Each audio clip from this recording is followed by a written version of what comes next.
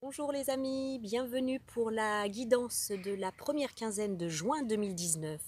J'espère que vous allez tous bien, que vous profitez un petit peu partout du soleil comme moi là, ça fait du bien. C'est toujours bienvenu, n'est-ce pas? Allez, sans plus attendre, nous allons commencer la guidance. Alors, le thème général, voilà, alors en ce moment je tire bien une carte du Tao. Pour avoir la tendance, le thème général, alors bah tiens, j'ai envie de rappeler que mes guidances, comme toute guidance en général sur YouTube, sont des guidances générales. Elles correspondront pas forcément à ce que vous êtes en train de vivre dans l'instant, mais voilà, quand ça vous parle, ayez la souplesse d'esprit d'adapter à la situation que vous êtes en train de vivre, d'adapter la guidance à la situation que vous êtes en train de vivre, et certainement pas votre vie à la guidance. On est bien d'accord. Voilà. Donc cette guidance ne parlera pas à tout le monde, on ne vit pas tous les mêmes choses, mais dans la globalité, l'énergie principale dont je vais vous parler sera la suivante, et je vais un petit peu étayer par des situations particulières en fait, se rapprocher de situations particulières. Ce sera à vous d'adapter selon ce que vous vivez, si ça vous parle. Voilà. Alors le thème général de cette guidance, l'énergie principale pour le première période de juin, première quinzaine, c'est l'hexagramme 37, celui de la famille, qui dit hérédité, lien du sang, âme sœur, ancêtre, vie de famille, communauté, relations intimes, famille du genre humain. Donc vraiment là, c'est le relationnel par excellence. On vient nous parler du relationnel par excellence. Avec ça, j'ai tiré erreur et pénitence. Donc cette carte, en fait, elle vient nous rappeler de ne pas tomber dans le piège de notre héritage collectif, qui est en fait qui est plutôt basé en fait sur la peur, sur se préserver par exemple sa tribu de menaces par exemple. Autrefois, pour assurer la pérennité, par exemple, d'une tribu, il fallait se regrouper, se défendre contre l'ennemi. L'ennemi étant en fait lui-même en proie à la peur à cause de la différence. Enfin bon, tout ça, ça menait à des querelles intestines et à des conflits. Et la carte de la famille vient nous rappeler qu'il est temps en fait de changer de paradigme. D'ailleurs, c'était bien connu que l'ère du 21e siècle serait une nouvelle ère, et il est grand temps de changer de paradigme par rapport à ça et de comprendre que l'esprit instigateur de division n'est pas la solution. On peut coexister sans drame. Ici, manifestement, avec la carte de l'erreur et la carte de la pénitence, on est en plein dans ce piège, en fait, des querelles intestines, de la division, de la peur. Et il semblerait que, pour ceux que cette guidance concernera, il y ait des grands regrets par rapport à des querelles, de la culpabilité, des regrets, à la fois de la peur. Enfin, il y a quelque chose qui s'est mal passé, il y a eu des querelles intestines dans un lien relationnel qui peut être dans les liens que j'ai décrits, donc dans la famille, avec les liens du sang, au niveau d'âme sœur, dans la vie de famille, des jeux de pouvoir, j'entends en fait, des jeux de pouvoir qui ont dégénéré, qui se sont mal passés. Voilà de quoi ça va nous parler. Donc on peut effectivement traverser des énergies qui sont pas bien marrantes, qui sont lourdes. Les cartes suivantes, la carte suivante nous parle de partir, équité et saut. Donc la carte partir, ici on voit une femme qui se décide à quitter un lieu et qui ferme le portail derrière elle et qui va vers, on ne voit pas ce qu'il y a derrière, mais en tout cas c'est lumineux.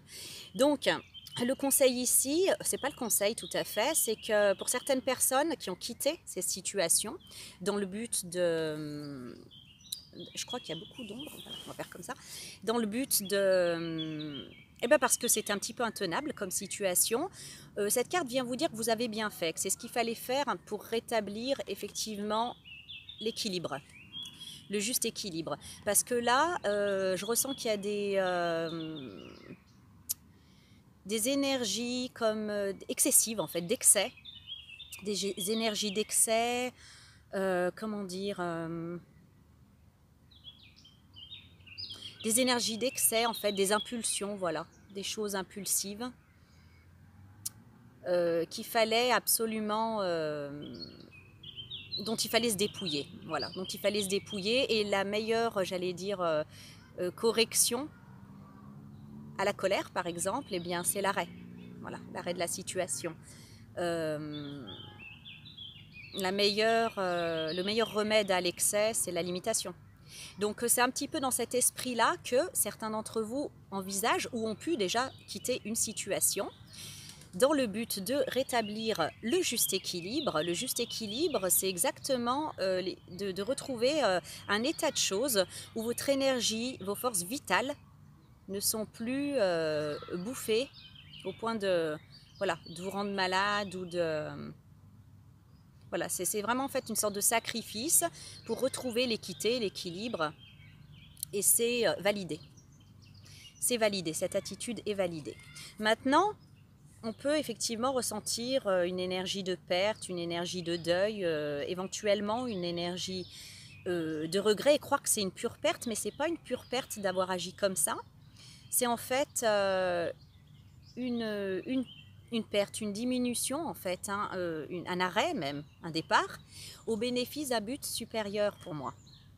Voilà, et ce but supérieur, effectivement, c'est de retrouver le juste équilibre. Le juste équilibre, oui, dans cette situation. Ensuite,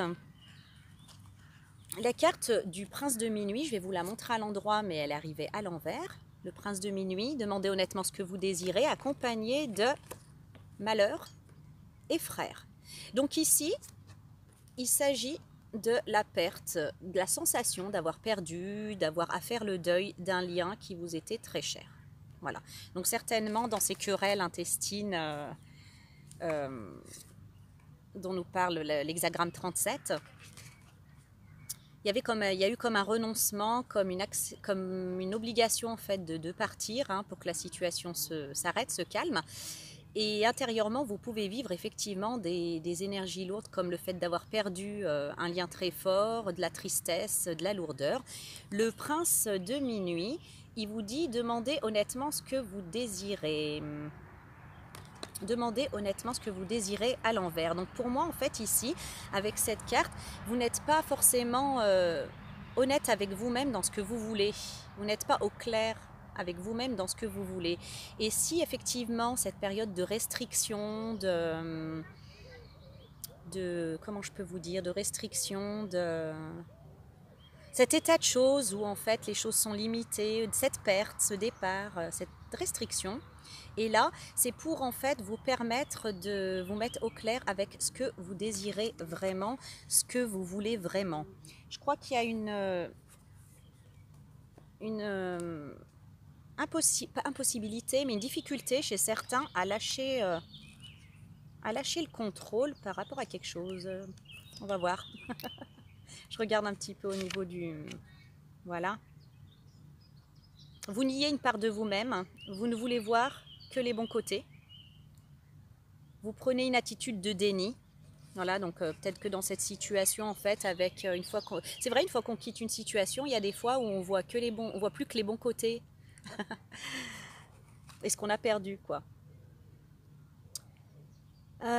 Vous jugez mauvais certains côtés de vous-même et vous ignorez par conséquent leur sagesse. La peur de faire un vœu a été implantée en vous. Voilà. Vous voudriez qu'un vœu extérieur soit exaucé car vous croyez que cela vous rendra plus heureux. Donc c'est vraiment voilà, la difficulté à lâcher prise sur cette relation, sur ce lien que vous croyez avoir perdu ou que vous avez perdu, qui s'est rompu, on va dire, qui s'est rompu en croyant que c'est la condition sine qua non à votre bonheur. Vous voudriez qu'un vœu extérieur soit exaucé car vous croyez que cela vous rendra plus heureux. Vous ne voulez pas regarder en vous et approfondir votre contact avec le champ de la vie. Et cette diminution, je crois vraiment qu'elle est là pour vous remettre en contact avec votre intériorité, là où se trouve en fait la vérité, les solutions.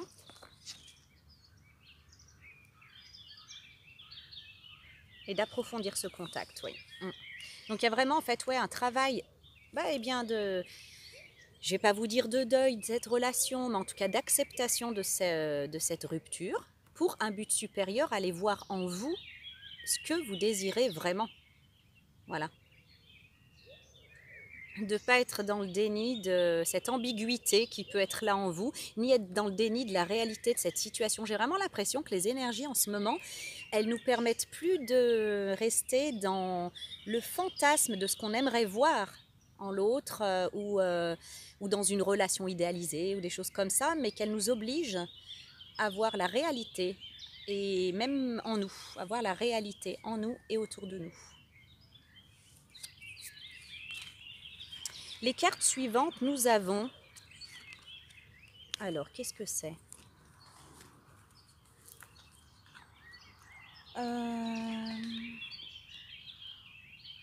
Le géranium sauvage, qui vous demande de garder votre calme intérieur, d'éprouver un grand calme intérieur quand tout s'agite autour de vous. Avec les cartes de épreuve et mensonge. Voilà. Donc, pour traverser ce défi, pour traverser ces défis et reconnecter avec la vérité, votre vérité intérieure, votre vie, votre énergie vitale, la vérité de cette situation, la paix aussi et le juste équilibre, on vous demande voilà, de vous retourner en fait, quand tout s'agite à l'extérieur, de vous retourner vers l'intérieur. On a vu avec le prince de minuit que vous cherchiez en fait une consolation, une réparation extérieure, qu'on vous accorde. Je sais pas, cette relation par exemple, ou que cette personne, vous retrouviez la paix avec elle, concrètement, hein, le lien, de retrouver un lien avec elle, alors qu'ici on vous demande de vous retourner dans votre intériorité, que cette période est propice à ça. C'est là en fait que vous pourrez retrouver votre calme. Et comme on dit, c'est à l'intérieur comme à l'extérieur. Donc une fois le calme retrouvé, une fois la paix retrouvée, une fois la clarté retrouvée, parce qu'il y a beaucoup de confusion, hein, les choses se reflètent aussi à l'extérieur. Et là, en fait, on voit vraiment l'épreuve du combattant, comme je dirais d'ailleurs, elle s'appelle épreuve. C'est vraiment un chemin initiatique là que vous êtes en train de vivre, des initiations, ouais. Des initiations pour vous sortir du voile de l'illusion. Ici, le mensonge, pour moi, c'est le mensonge de vous-même à vous-même. Ce déni de situation, ce déni de... ouais, de situation, cette incapacité en ce moment à voir la réalité, à voir les choses telles qu'elles sont et de s'accrocher en fait comme à un fantasme par rapport à ce lien. Donc ici, vraiment, c'est un chemin initiatique intérieur. Alors ici, sur cette carte, c'est en 3 étapes. Vous voyez, d'abord l'étape ici, alors ça fait appel vraiment à l'esprit mental, l'esprit mental, l'esprit analytique, très exactement. En fait, c'est très dur à déchiffrer, mais c'est écrit labyrinthe. Et c'est voilà, le temps que le cerveau le déchiffre et qu'on arrive à comprendre, voilà une initiation de passé. Ensuite, celle-là qui appelle à l'intuition, c'est comment se sortir du labyrinthe, hein, et tout ça, c'est un chemin intérieur. Et ensuite, affronter ses propres démons, hein, c'est ça, hein, les épines qu'il y a là, sur ce tapis rouge, sur ce long couloir, pour arriver enfin à la lumière et à cette fleur, donc à la vérité. Voilà, donc c'est ce que vous êtes en train de traverser et on vous demande en fait, quand tout fout le camp là à l'extérieur, comme par exemple ces querelles intestines, cette rupture avec cette personne, essayez de regarder à l'intérieur de vous et de rechercher ce calme intérieur en traversant ces initiations, c'est des véritables initiations, sortir du flou pour aller vers la clarté, sortir de l'ombre et de l'ombre de l'illusion, hein, du flou, pour aller vers la lumière et la vérité. Voilà. Vraiment, cette fleur-là, elle vous demande en fait vraiment de faire des exercices pour retrouver des moments de calme, pour retrouver votre calme d'abord physique et le permettre aussi après mentalement. Donc je ne vais pas détailler, mais il y a tout plein de méditations, hein, pour lâcher prise, pour se ressourcer, pour se relaxer, parce que là, ça turbine à mort dans le mental. Et c'est pas la meilleure solution de paniquer et de laisser le mental gérer ce genre d'initiation. C'est pas son truc. Voilà, il vaut mieux compter sur une force intérieure qui est celle du calme, celle de la force, ouais, intérieure. Ici, on vous parle de repos et de ressourcement à l'envers. Donc voilà, vous n'arrivez pas à lâcher prise. Pour moi ici, c'est que vous n'arrivez pas à lâcher prise, ça turbine. Vous êtes encore au lieu d'être dans une sorte d'acceptation de comment les choses sont actuellement. Hein, je ne vous dis pas que vous ne renouerez pas avec ce lien. Peut-être que oui, peut-être que non. De toute façon, ce n'est pas le but de la démarche de savoir ça. Le but de la démarche, en fait, c'est pas le but, c'est le chemin. Voilà. C'est là, en fait, où vous avez quelque chose à apprendre. Et j'entends d'ailleurs que c'est du moment où vous aurez compris ce qu'il y a à apprendre que vous déclencherez une nouvelle floraison et une nouvelle abondance dans votre vie. Donc, intéressons-nous à ce chemin. Ici, le repos et le ressourcement à l'envers, bon, peut-être que vous avez beaucoup d'activités et qu'il y a beaucoup de choses à gérer. N'oubliez pas de vous prendre des temps de repos pour vous mettre en face de vous-même, en fait, de retrouver l'acceptation, la clarté, le calme. Le calme, ouais, dans l'acceptation. Donc voilà, peut-être qu'il y a concrètement des choses à gérer, mais c'est aussi que ça turbine dans la tête, qu'à un moment donné, il va falloir débrancher parce que c'est ce qui vous mine, hein, c'est ce qui vous met dans le mal-être et c'est vraiment la carte de l'adversaire, ça veut dire que voilà, c'est votre talon d'Achille, c'est ce qui vous tire vers le bas. On me parle aussi ici de pratiques néfastes occultes. Bon, alors pour ceux qui pratiquent des choses pas très jolies, eh ben vous n'avez pas besoin de moi pour savoir qu'il faut arrêter et que c'est pas la solution. Que ça, en fait, ça se retourne contre vous et qu'il y a une loi du retour de toute façon. Mais je pense que par votre attitude de victimisation, de dépression, de s'accrocher en fait à la rive au lieu de lâcher et d'aller à la découverte de ce que la vie doit vous apprendre, c'est aussi une manière en fait d'avoir des pratiques néfastes dans son évolution et dans son chemin d'évolution. Les cartes suivantes, la carte suivante, ici nous avons la carte ramener moi chez moi, soutenu, porté, aidé par les autres. On voit un elfe qui porte une petite fée sur son dos. Elle est contente, elle a accompli son chemin, mais elle est épuisée. Et voilà, donc ça vous parle de soutien, c'est à l'envers. Une difficulté à accepter le soutien des autres. Et on vous dit c'est dommage parce que ouais, ça me dit que certaines personnes ont peur de la contrepartie. Ok, on veut m'aider, on veut me soutenir, mais qu'est-ce que je vais devoir payer? Ok, on me propose, je sais pas moi, de l'amour et de la protection pour que je traverse cette situation-là, mais qu'est-ce que ça va encore me coûter? Il y a une certaine méfiance. Voilà, une certaine méfiance qui n'a pas lieu d'être et on vous parle de alpha et oméga, donc c'est vraiment le début et la fin de cycle. Voilà, ce cycle, vous ne pouvez pas, entre guillemets, le traverser tout seul ou toute seule. Il faudrait vraiment accepter, quand vous reconnaissez des belles âmes, accepter de l'aide, accepter d'être soutenu.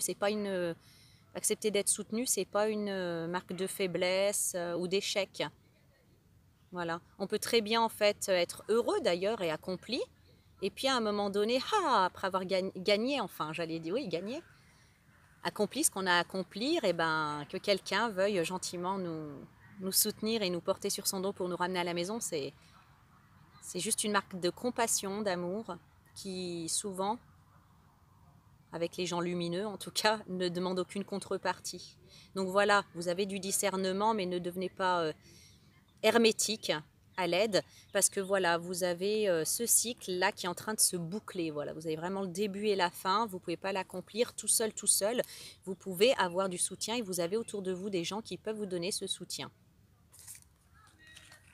La digitale qui vous parle de guérison, de cultiver son propre don de guérison, la foudre et le choix. Donc au mois de juin, vous allez comprendre la signification en fait de tous les revers, de toutes les mauvaises expériences, de toutes les épreuves que vous avez traversées là. Vous allez en comprendre le sens, en comprendre l'intérêt. Peut-être que vous êtes en face d'un choix crucial et important à faire. On vous dit que vous aurez l'éclairage au travers de la guérison et de votre guérison. Donc ce que j'appelle guérison, c'est ça, c'est comprendre le sens de ce que vous avez vécu, pourquoi vous l'avez vécu et en quoi c'est une bonne chose que vous ayez traversé ça. Vous savez, quand je vous disais le but n'est l'intérêt c'est pas le but, c'est ce qu'on apprend en chemin, c'est vraiment ça. C'est en fait tout à coup de donner bien plus d'intérêt à ce que vous avez appris en chemin qu'au but.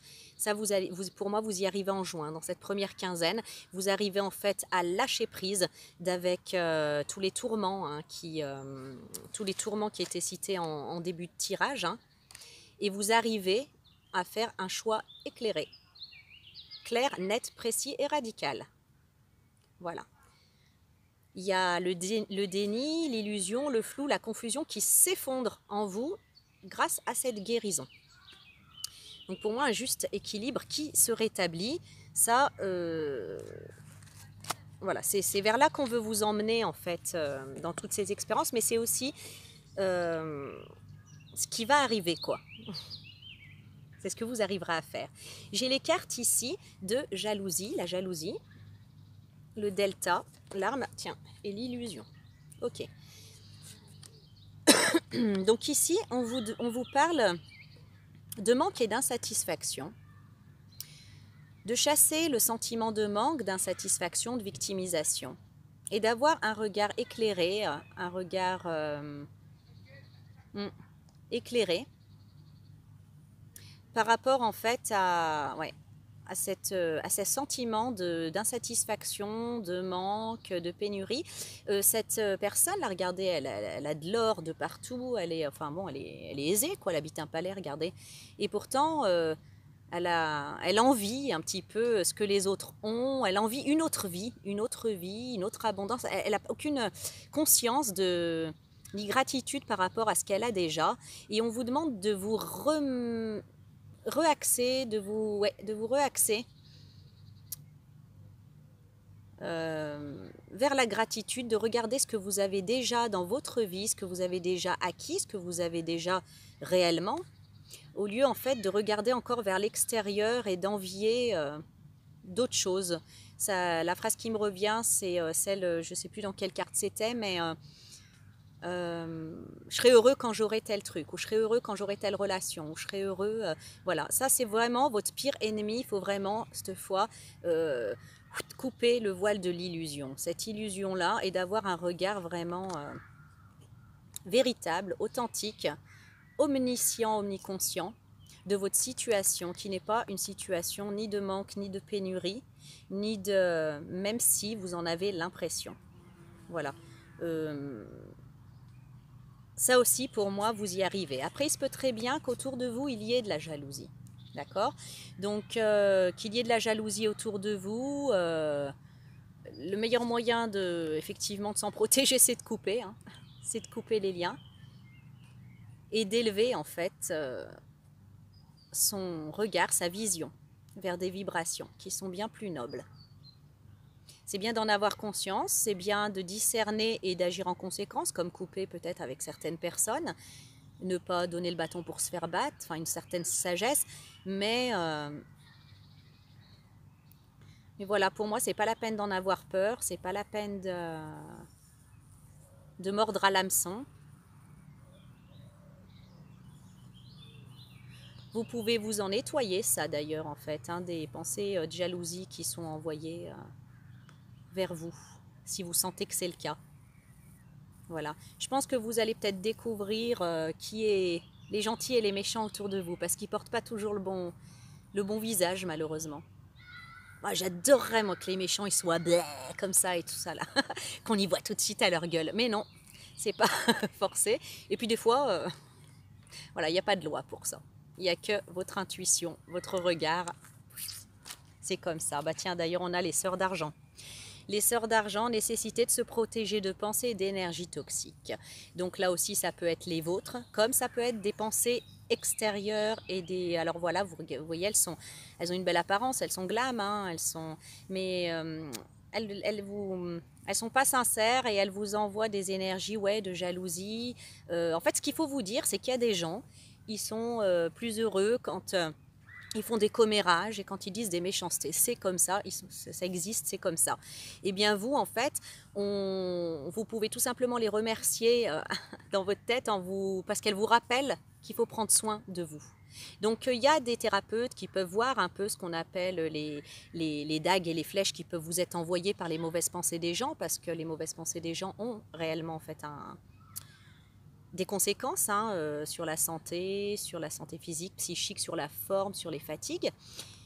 Donc on vous rappelle en fait de faire un nettoyage, autant de ce que vous pensez vous à propos de vous et à propos des autres, autant de ce que vous pouvez recevoir d'autrui si c'est comme ça que vous le sentez. Voilà.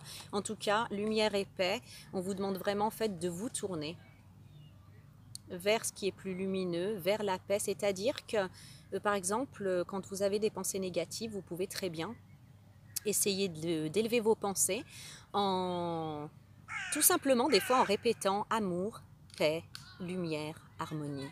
Amour, paix, lumière, harmonie. Enfin, c'est ce qui me vient maintenant. Mais le fait de répéter ça, eh ben, ça vous empêche en attendant de répéter des, des vilaines pensées ou des pensées de négatives. Vous voyez.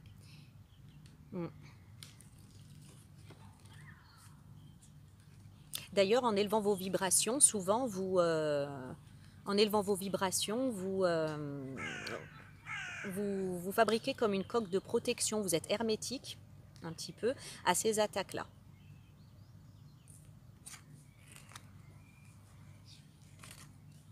Donc en fait, vous avez finalement toutes les ressources en vous pour vous protéger, pour vous nettoyer, pour vous purifier de vos propres pensées erronées que vous avez pu avoir, hein, ça arrive, hein, mais aussi de celles que vous avez pu recevoir dans des rapports un peu triviaux que vous auriez pu avoir avec autrui. Le glaïeul. Le glaïeul, il vous rappelle que chaque respiration consciente vous relie au ciel et à la terre. On est dans l'alignement de l'équilibre, du juste équilibre, dans l'alignement de l'équité. C'est là où on veut vous emmener en fait, c'est que quelles que soient les circonstances extérieures, quelle que soit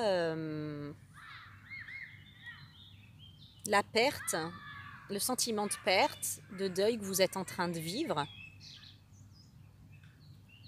on veut que vous appreniez à rester ancré à la terre et à la fois relié au ciel. Rester dans cet équilibre-là. On vous demande de prendre conscience quand vous vous sentez mal à l'aise avec cette pensée de perte, de tristesse, de culpabilité ou des pensées négatives à propos de vous-même ou des autres, de prendre le temps de prendre une bonne respiration profonde et en imaginant que vous respirez la lumière sacrée de la source, une lumière céleste, qu'elle envahit tout votre corps, et à la fois de ressentir combien vous êtes ancré à la terre, combien vous êtes ancré à la terre. Et alors, votre sentiment et votre sensation négative, hein, lourde, va se transformer en compassion. Voilà ce qu'il faudrait faire pour y arriver, en fait à garder ce calme au milieu de la tempête. Détachez-vous sans drame quand il faut se détacher et ayez confiance en le fait que les choses se font comme elles doivent se faire, que si votre place n'est pas là, elle est ailleurs, et que si c'est réellement votre place, vous ne pouvez pas la perdre. En fait, on vous conseille cette double confiance entre le ciel qui vous guide la destinée et la terre dans laquelle vous êtes ancré, votre libre arbitre. Voilà.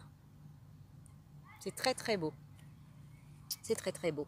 Donc là, on vous parle de âme, amour, élévation. Donc très clairement, on vous demande vraiment cette fois d'élever, en somme, hein, d'élever votre vision des relations humaines à quelque chose en fait d'idéal, vers quelque chose d'idéal. Alors je ne sais pas si je m'exprime bien.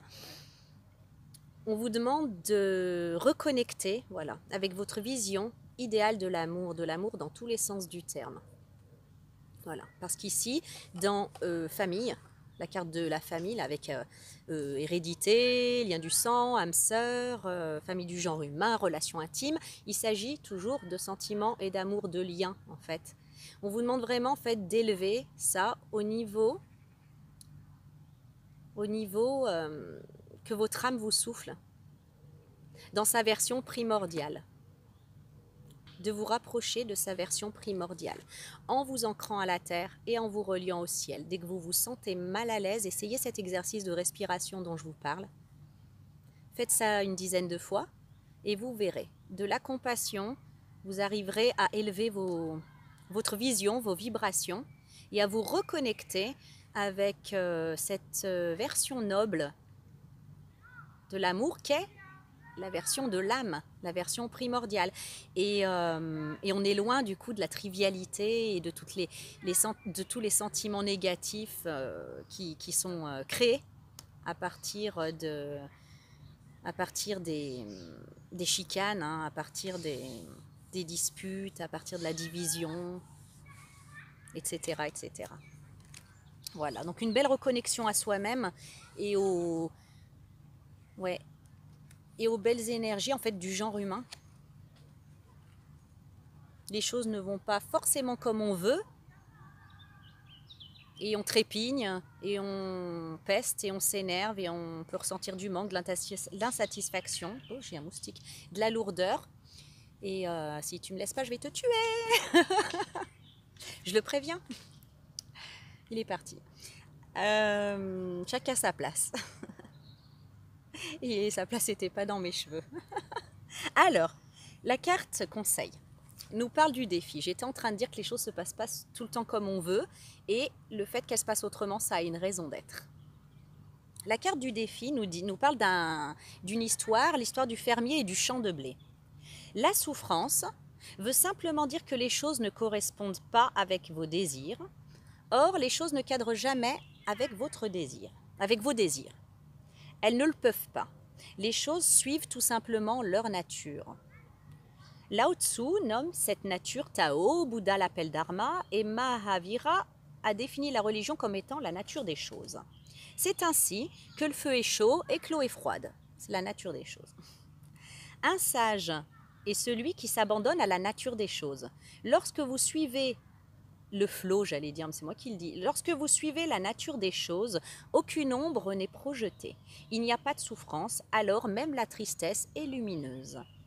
Alors, même la tristesse a sa beauté. Ce n'est pas que la tristesse ne viendra pas, elle viendra, mais elle ne sera pas votre ennemie.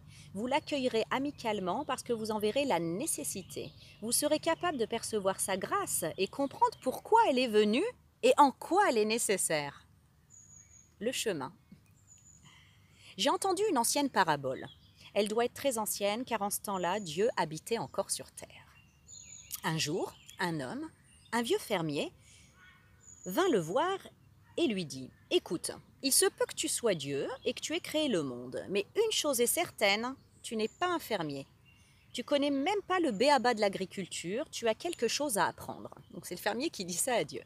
« Soit, répondit Dieu, quel est ton conseil ?» Le fermier lui répondit « Accorde-moi un an. Et pendant cette année, permets que les choses se passent comme je l'entends et vois ce qui arrive. La pauvreté disparaîtra. » Dieu y consentit et une année fut accordée au fermier. Il demanda ce qu'il y avait de mieux. Pas de tonnerre, pas de vent violent.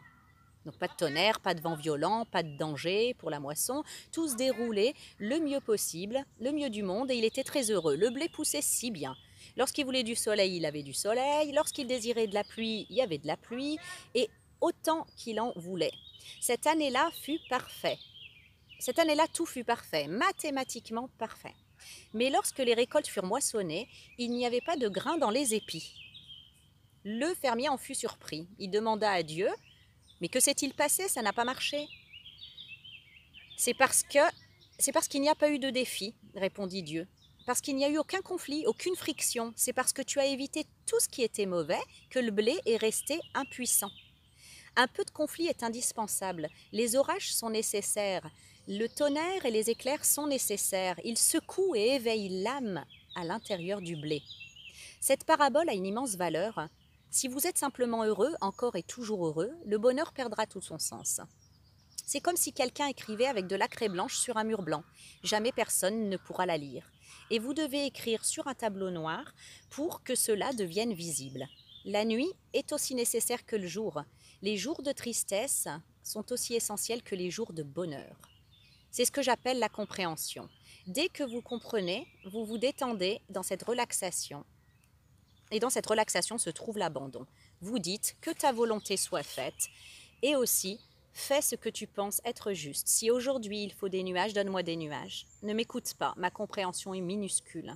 Qu'est-ce que je connais de la vie et de ses secrets? Ne m'écoute pas, continue à faire ce que tu dois faire. Et peu à peu, au fur et à mesure que vous percevez le rythme de la vie, le rythme de la dualité, le rythme de la polarité, vous cessez de demander et vous cessez de choisir. Voilà le secret.